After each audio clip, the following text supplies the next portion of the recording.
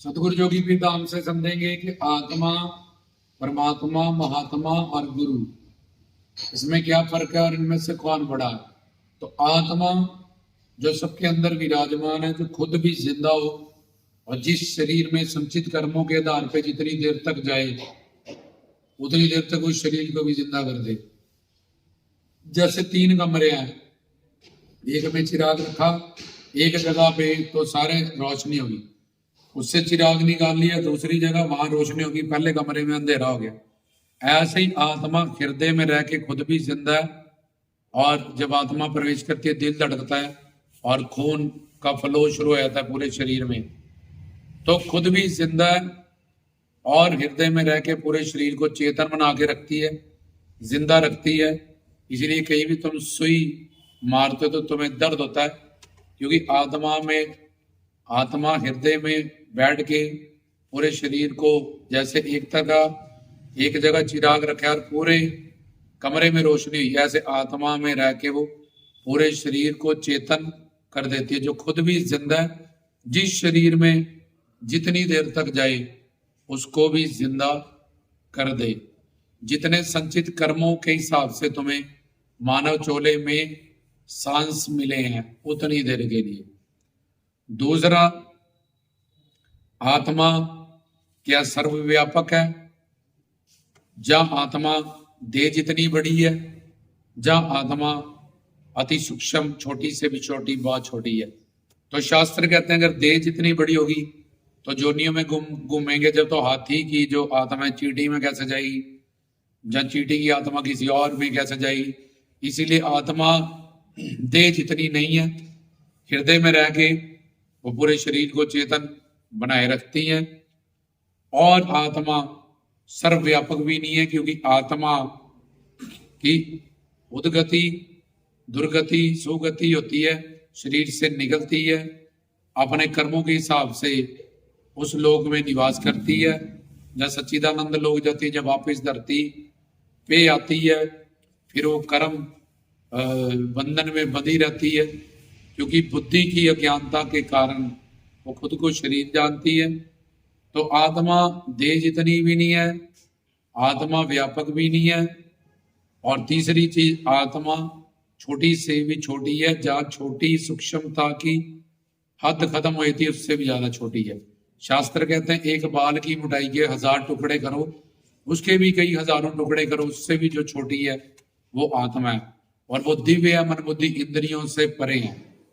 परमात्मा, भगवान के 3 रूप होते हैं। एक तो ब्रह्म, जिसमें वो सच्चिदानंद ज्योत स्वरूप है, वो पहला रूप होता है। अलग स्वरूप जैसा सच्चिदानंद स्वरूप, निर्गुण, निराकार, निर्विशेष। दूसरा परमात्मा, जो वैकुंठ धाम सैकोत लोक के परमात्मा विष्णु हैं, जिनको नारायण कहते हैं। और तीसरा भगवत रूप, राम कृष्ण के रूप। तो परमात्मा भगवान का एक ही भगवान के, जैसे पानी, बर्फ, भाप, ये तीनों पानी, ऐसे ही परमात्मा, भगवान और ब्रह्म एक ही पर्सनालिटी के 3 नाम है। तो परमात्मा भगवान के, जब ब्रह्म के नारायण स्वरूप को वैकुंठ निवासी या साकेत लोक के मालिक नारायण को कहते हैं। आगे महात्मा, महात्मा जिसमें के परमात्मा की ज्योत हो और उसके बाद उसने अपनी मर्जी से योग माया शक्ति से इस माया को अपने अधीन करके मानव शरीर धारण करके 84 लाख में फंसे हुए जीवों का परोपकार करने के लिए धरती पे अवतार लिया हो। जो उस महात्मा के चेला चेली पूर्ण शरणागत हो जाएं, काल माया से परे हो जाएं, वो भी महात्मा साधना मुक्त हो जाएंगे। लेकिन जो परमात्मा ही महात्मा के रूप में, जैसे पशु जोनी, पक्षी जोनी, नर योनि, ऐसे ही परमात्मा महात्मा की योनि में भी अवतार लेते हैं और उपकार करके जीवों का कल्याण करते हैं। जैसे नर नारी हैं, उनमें पहले 5 ज्ञान इंद्रिय, 5 कर्म इंद्रिय और मन बुद्धि, और उसके बाद आत्मा, माया और परमात्मा। ये नॉर्मल नर नारी 84 लाख में घूमने वाले, ये मन बुद्धि और इंद्रियां, और उसके पीछे आत्मा उसके पीछे माया और फिर परमात्मा, ये संसारी लोग। लेकिन महात्मा में वो परमात्मा की ज्योत महात्मा, जो उनके पास भटकी हुई मन बुद्धि है, पापों से युक्त, महात्मा के पास दया करुणा है, और उसने जो शरीर धारण किया है वो योग माया शक्ति से किया हुआ है। जाकी रही भावना जैसी, प्रभु मूर्ति देखी तेन जैसी।